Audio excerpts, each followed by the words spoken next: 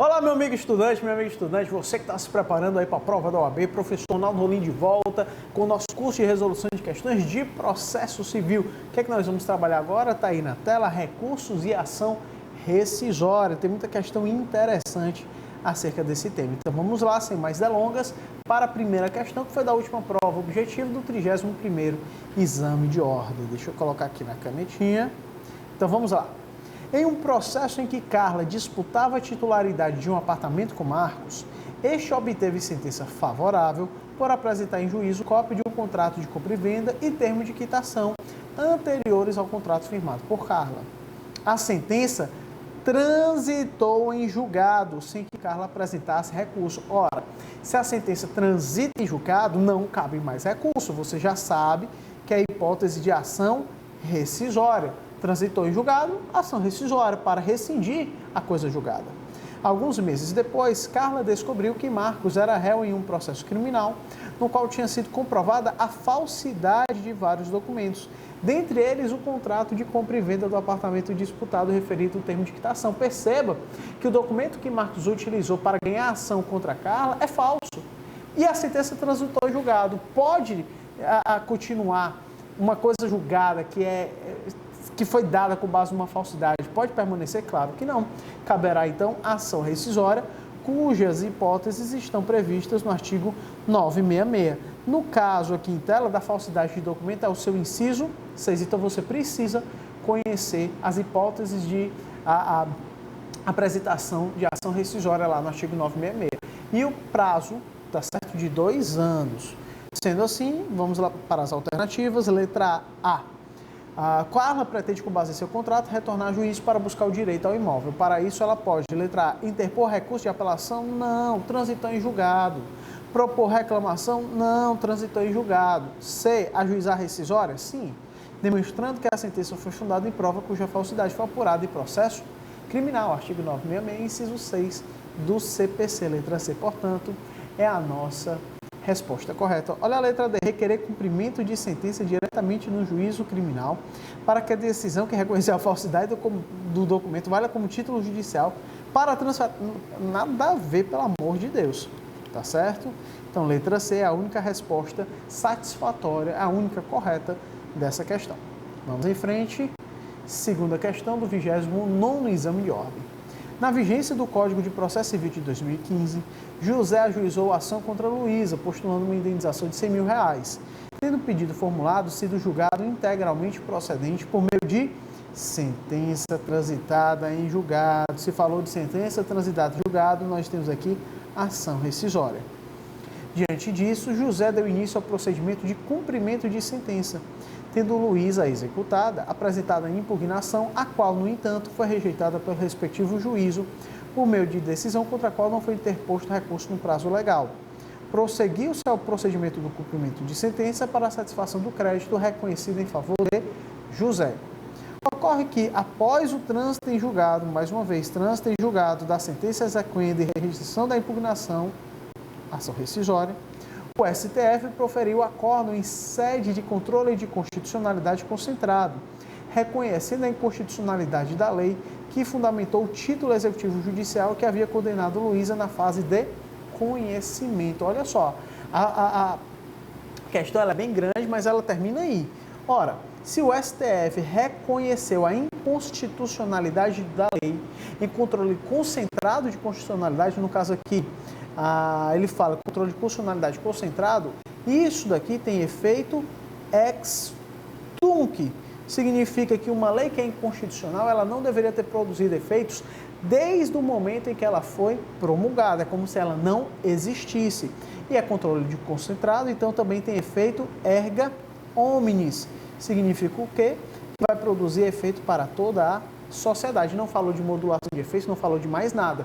Então nós vamos pressupor que a lei que deu ganho de causa ao José, que foi declarada inconstitucional, é como se ela nunca tivesse existido. Então a Luísa, ela pode sim ajuizar uma ação rescisória. Está dentro das hipóteses do artigo 966. Sendo assim, vamos para as alternativas. Diante da decisão do Supremo Tribunal Federal sobre a situação hipotética, Luísa poderá interpor recurso de agravo de instrumento? Não, não é recurso, porque transitou em julgado. B, recurso de apelação? Não. Oferecer nova impugnação? Não. Tudo isso é recurso, não pode transitar em julgado. Então vem a letra D, ajuizar a ação rescisória, em virtude de a sentença estar fundada em lei julgada inconstitucional pelo STF, em sede de controle concentrado de constitucionalidade. Perfeito. Letra D é a única correta. E se você analisar os outros itens, você percebe que é tudo falso, porque são recursos. Transitou em julgado, ação rescisória. Vamos em frente. O Tribunal de Justiça do Estado X, em mandado de segurança de sua competência originária, denegou a ordem e ação dessa natureza impetrada por Flávio. Olha só, mandado de segurança lá no Tribunal de Justiça do Estado X e esse mandado de segurança foi denegado. Este, por seu advogado, inconformado com a referida decisão, interpôs recurso especial. Recurso especial. Você já sabe que recurso especial é para o STJ. Só que olha só que interessante. É mandado de segurança de competência originária do Tribunal de Justiça do Estado X. Se é competência originária de Tribunal de Justiça e o mandado de segurança foi denegado, na verdade, cabe a recurso ordinário para o STJ e não recurso especial, porque recurso especial pressupõe que já teve juízo singular. Juízo singular, Tribunal de Justiça, STJ. Essa é a regra, pelo menos. No caso aqui, mandado de segurança denegado de competência originária do TJ é recurso ordinário. Você vai ver tanto a previsão no artigo 1027, cadê aqui? Artigo 1027 do CPC, quanto também você vai ver essa competência do STJ lá no artigo 105, inciso 2 da Constituição Federal, artigo 1027 do CPC e artigo 105, inciso 2 da Constituição Federal. Vamos lá. Então não pode ser recurso especial, tem que ser o quê? Recurso ordinário para o STJ.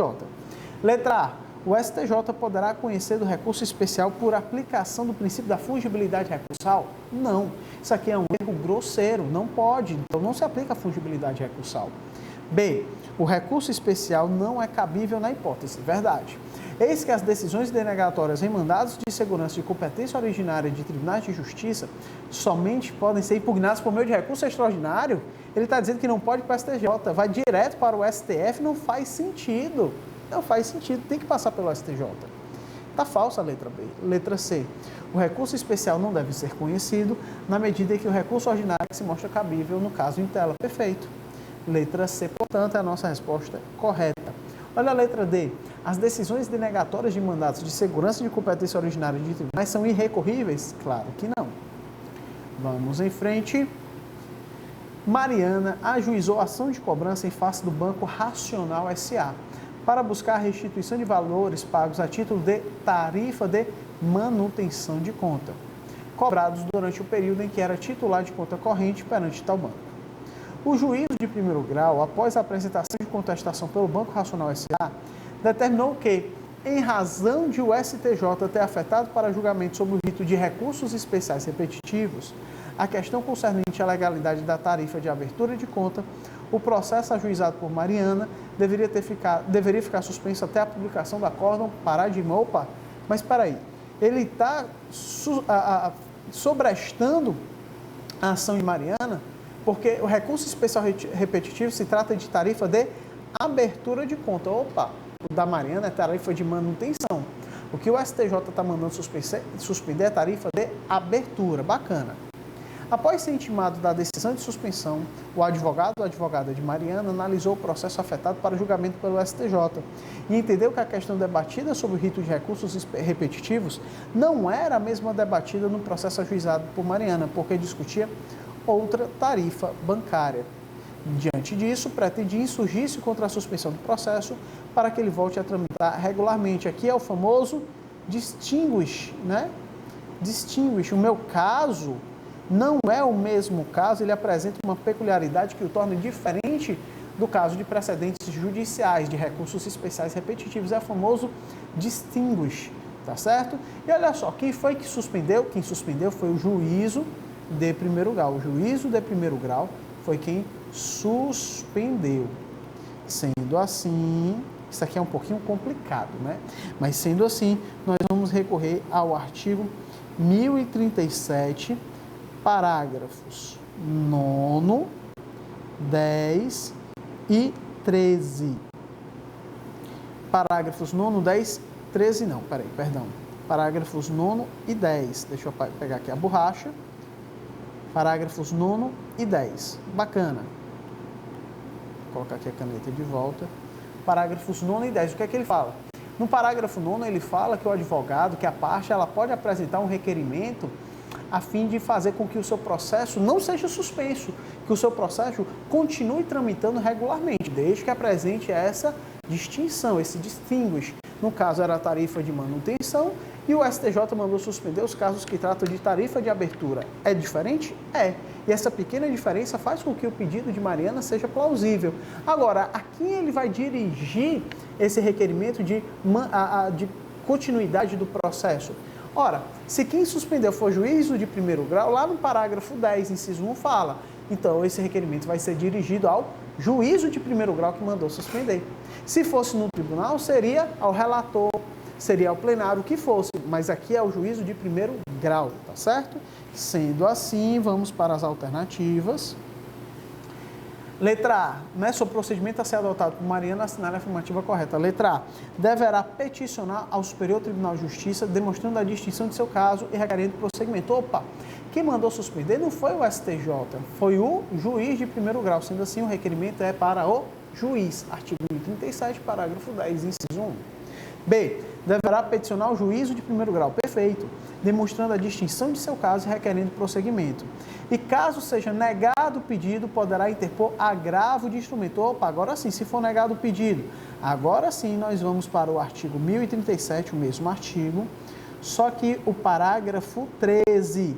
Se for negado pelo juiz de primeiro grau, agravo de instrumento. É uma decisão interlocutória, então agravo de instrumento. Se fosse no tribunal, agravo interno contra a decisão do relator para que o plenário analise. Então, parágrafo 13, ele complementa a nossa resposta. Letra B é a resposta correta. Não é mandado de segurança. Letra D, deverá peticionar o juiz de primeiro grau, demonstrando a distinção de seu caso, requerendo prosseguimento. Muito semelhante à alternativa B. Qual o problema? Caso seja negado o pedido, poderá interpor agravo interno. Agravo interno é nos tribunais contra decisões monocráticas dos relatores, tá certo? Por isso que o D está errado. Vamos em frente. Quinta questão, 27º exame de ordem, olha só. Pedro ajuizou ação indenizatória contra Diego, tendo o juiz de primeira instância julgado integralmente improcedentes os pedidos formulados na petição inicial, por meio de sentença que veio a ser mantida pelo tribunal em sede de apelação. Contra o acórdão, Pedro interpôs recurso especial sob o argumento de que teria ocorrido violação de dispositivo de legislação federal. Recurso especial para o STJ. A presidência do tribunal, no entanto, inadmitiu o recurso especial ao fundamento de que o acórdão recorrido se encontra em conformidade com o entendimento do STJ, exarado no regime de julgamento de recurso repetitivo. Olha aí, mais uma vez, né? 2 exames, 28º e 27º, 2 exames seguidos, eles cobraram isso daí. Diante dessa situação hipotética, assinale a opção que indica o recurso que Pedro deverá interpor. Vamos lá. Alternativa A. Deverá interpor agravo em recurso especial para que o STJ examine se o recurso especial preenche ou não os requisitos de admissibilidade. Não. Aqui eu lembro do artigo 1037, parágrafo 13.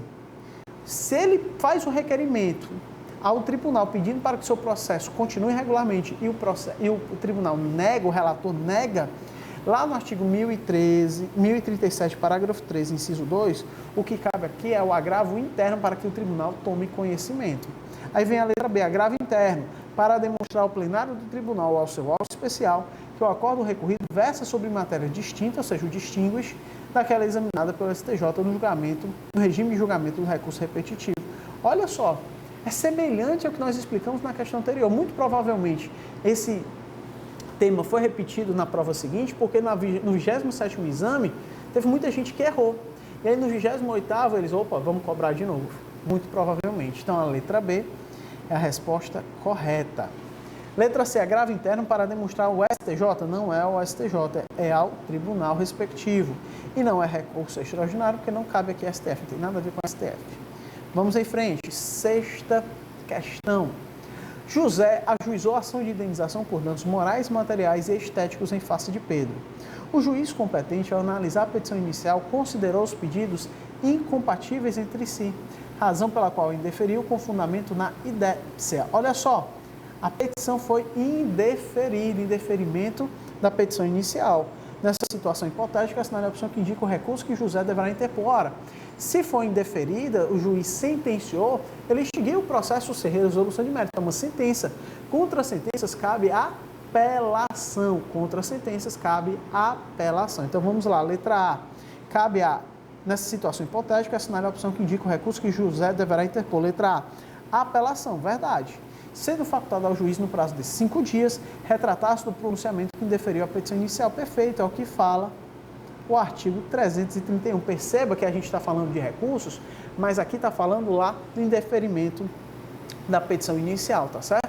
Então, é sentença, sem resolução de mérito, cabe apelação, o juiz pode exercer o juízo de retratação no prazo de 5 dias. A letra A já responde a nossa questão, mas vamos ver a B. Apelação, perfeito, sendo os autos diretamente remetidos ao TJ após a citação de Pedro? Não. O juiz tem aqui a possibilidade de se retratar. C. Apelação, sendo que o recurso será diretamente remetido ao TJ? Também não. Sem necessidade de citação do réu, ainda está falso nisso daqui. D. Agravo de instrumento. Não é agravo de instrumento, porque o processo foi finalizado sem resolução de mérito e não é uma decisão interlocutória. Vamos em frente. Sétima questão do 25º exame de ordem. Olha só, Lucas, em litígio instaurado contra Alberto, viu seus pedidos serem julgados procedentes em primeira instância, o que veio a ser confirmado pelo tribunal local em sede de apelação. Perfeito. Alberto recorreu através da apelação e perdeu de novo. Lucas ganhou 2 vezes.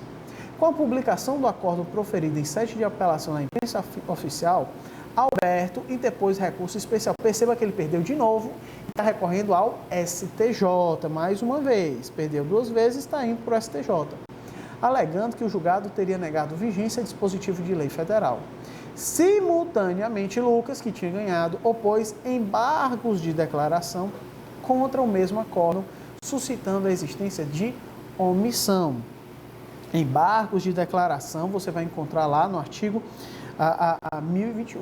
Mas, atenção, olha só que interessante, embargos de declaração. O principal efeito dos embargos de declaração é o efeito interruptivo. Efeito interruptivo. Olha só. O Lucas diz que tem uma omissão na decisão de apelação pelo Tribunal de Justiça. Embargos de declaração. Efeito interruptivo, interrompe o prazo para oferecimento de outro recurso. Contudo, o Alberto, que tinha perdido, interpôs recurso especial. O que é que vai acontecer agora? Primeiramente, os embargos de declaração eles devem ser analisados. Porque se a sentença o acordo tem alguma omissão, contradição, obscuridade ou erro material, deve primeiro ser corrigida ou não, deve ser primeiro analisado isso para em seguida ser analisado o recurso especial. Bacana? Então, tendo em vista esse procedimento a ser seguido, vamos para as alternativas. Olha só, letra A. Nessa situação hipotética, o recurso especial de Alberto deverá ser considerado extemporâneo, visto que interposto antes do julgamento dos embargos de declaração de Lucas, não. Recurso apresentado antes do tempo não é mais considerado extemporâneo, é considerado tempestivo. Cuidado com isso. Extemporâneo é intempestivo, não tem nada disso. Letra A está falsa. B. Alberto, após o julgamento dos embargos de declaração de Lucas, terá o direito de complementar ou alterar as razões de seu recurso especial, independentemente do resultado do julgamento dos embargos de declaração. Falso. Se ele apresentou recurso especial, ele deve apresentar as suas razões de recurso junto com o recurso especial. É o chamado princípio da complementariedade. As razões de recurso devem ser apresentadas juntamente com o próprio recurso, o princípio da complementariedade. Ele não pode apresentar as razões posteriormente, não pode. As razões devem ser apresentadas junto com o recurso, ok? Letra C.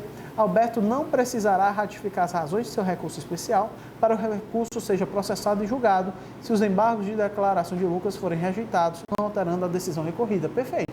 Se não alterou, não precisa complementar nem nada. Letra C está corretíssima. Letra D. Alberto deverá interpor novo recurso especial após o julgamento dos embargos de declaração? Claro que não tem nada a ver isso daqui. Vamos em frente. 8ª questão. O advogado Jonas interpôs recurso especial contra acórdão do Tribunal de Justiça do Estado X.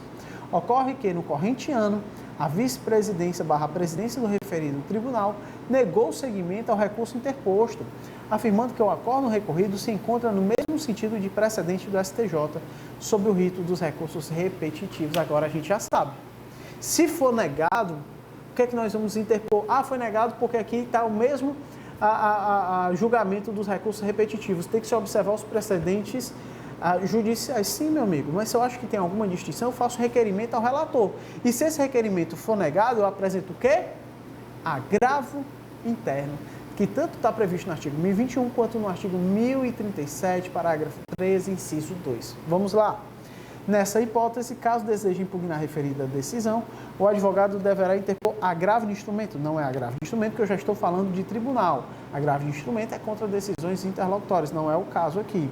B. Agravo em recurso especial direcionado ao presidente do STJ não é agravo em recurso especial. Então, B e C estão falsas. É agravo interno contra a decisão do relator, para que o plenário tome conhecimento e possa, sim, analisar se é caso ou não de irregular tramitação do processo. Então, só nos resta a letra D, agravo interno, direcionado ao órgão colegiado competente para revisar as decisões do presidente ou vice-presidente do Tribunal de Justiça. Perfeito. Tanto no artigo 1021 quanto no artigo 1037, parágrafo 13, inciso 2. Vamos lá, está aí, letra D. Vamos lá, 9ª questão. Arthur ajuizou a ação perante o Juizado Especial Cível da Comarca do Rio de Janeiro, com o objetivo de obter reparação por danos materiais em razão de falha na prestação de serviços pela sociedade empresária Consultex. A sentença de improcedência dos pedidos iniciais foi publicada, mas não apreciou juridicamente um argumento relevante suscitado na inicial. Olha, não apreciou um argumento. Isso aqui foi o que? Uma omissão. Desconsiderando em sua fundamentação a importante prova do nexo de causalidade. Arthur pretende opor embargos de declaração? Pode embargos de declaração? Pode. Diante dessa omissão? Pode. Diante de tal cenário, assinale a opção afirmativa correta. Lembrando, embargos de declaração possuem efeito interruptivo. Interrompe o prazo interruptivo.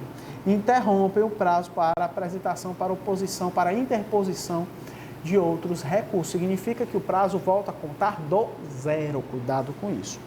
Vamos lá. Letra A. Arthur poderá opor embargos de declaração suspendendo o prazo para interposição de recursos? Não. É interrompendo o prazo. Cuidado. B. Os embargos não interrompem ou suspendem o prazo para interposição de recursos? Claro que interrompem. Suspender não, mas interromper sim. Letra B está falsa. C.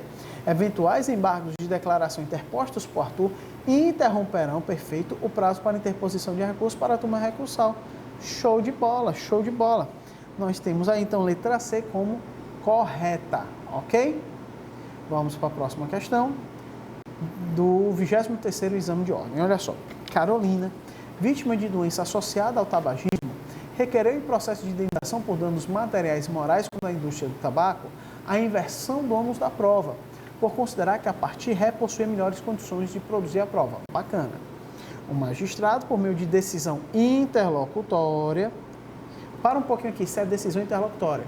Qual é o recurso que, em regra, cabe contra decisões interlocutórias? É o agravo de instrumento. Agravo de instrumento.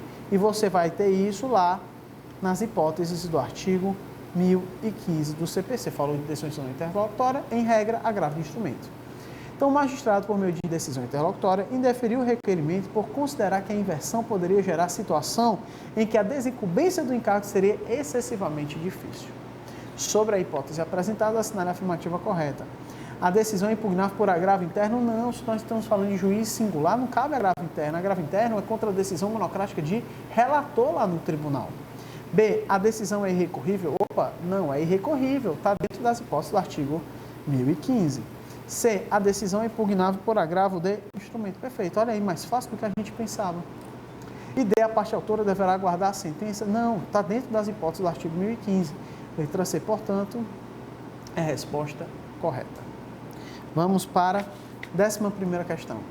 Jorge ajuizou demanda contra Maria, requerendo sua condenação à realização de obrigação de fazer e ao pagamento de quantia certa.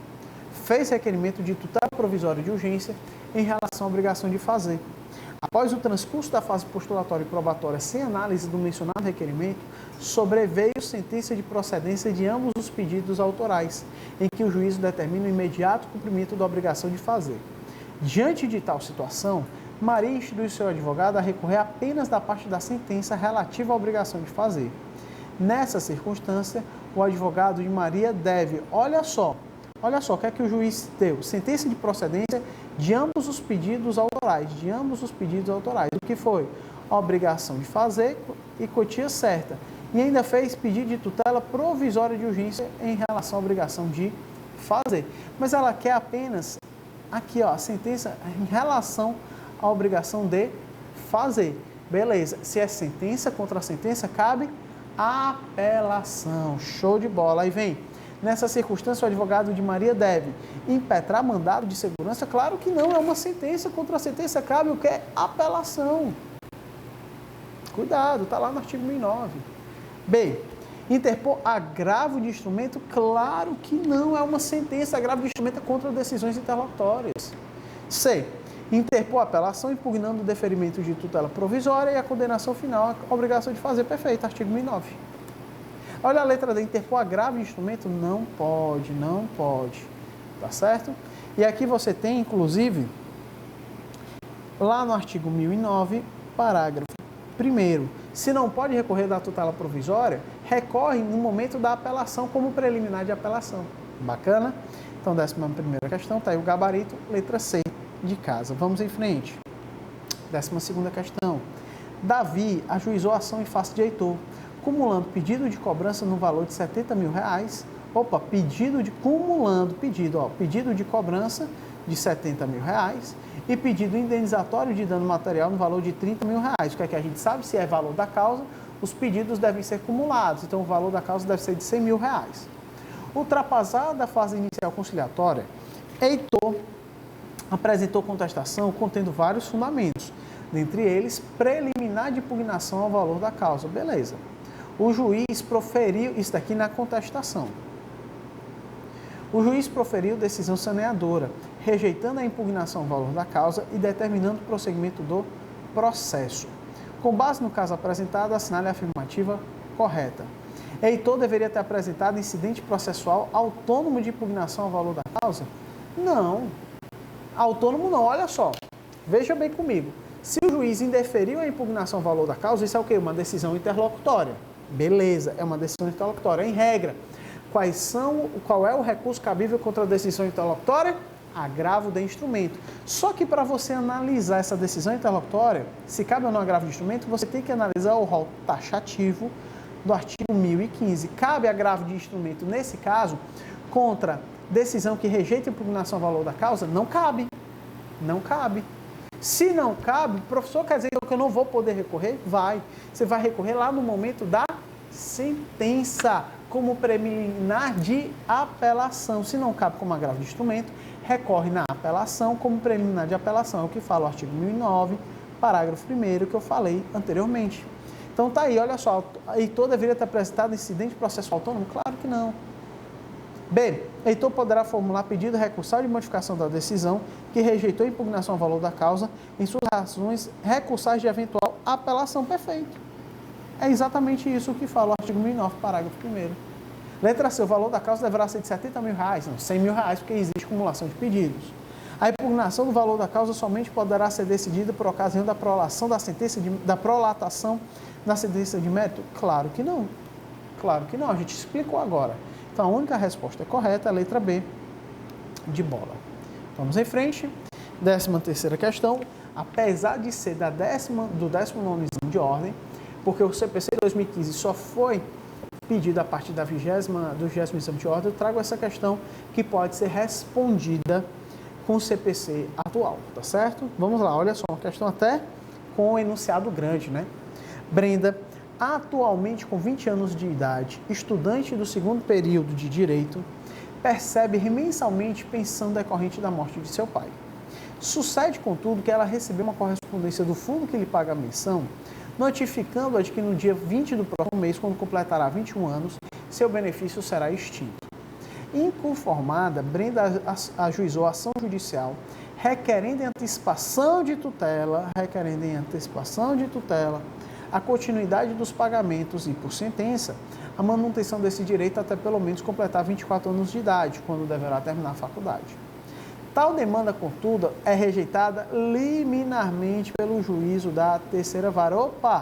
Sob o argumento de que aquela matéria de direito já está pacificada de forma contrária aos interesses da autora na jurisprudência dos tribunais superiores e ainda por ele já ter proferido em outros casos com a mesma questão de direito diversas sentenças de improcedência. Então aqui se trata de improcedência eliminado pedido. Sentença de improcedência eliminado pedido é apelação. É a apelação, beleza. Só que o juiz ele pode se retratar num prazo de 5 dias. Professor, onde é que tem tudo isso daqui? Está lá no artigo 332, parágrafo 3º.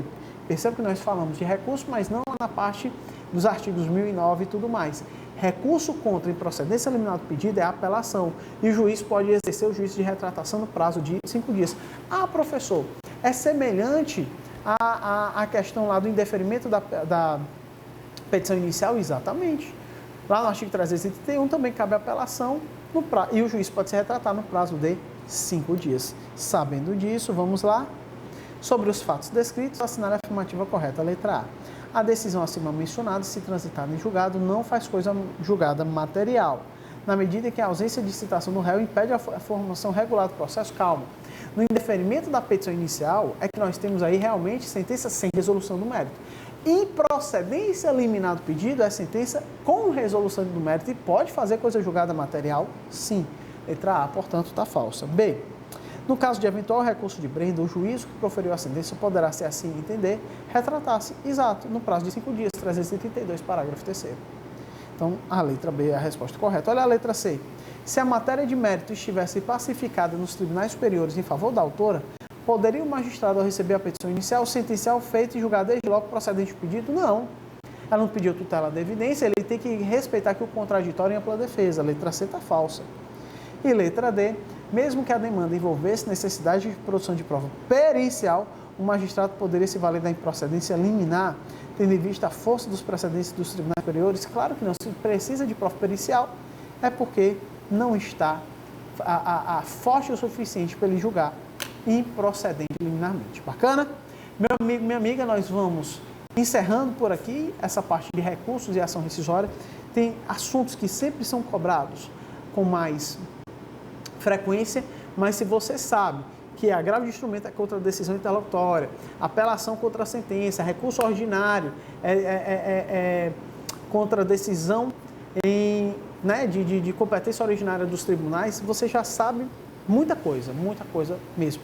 E não se esqueça dos efeitos, principalmente dos embargos de declaração, seu efeito interruptivo. Bacana? Vou ficando por aqui, um grande abraço, bons estudos e até a próxima.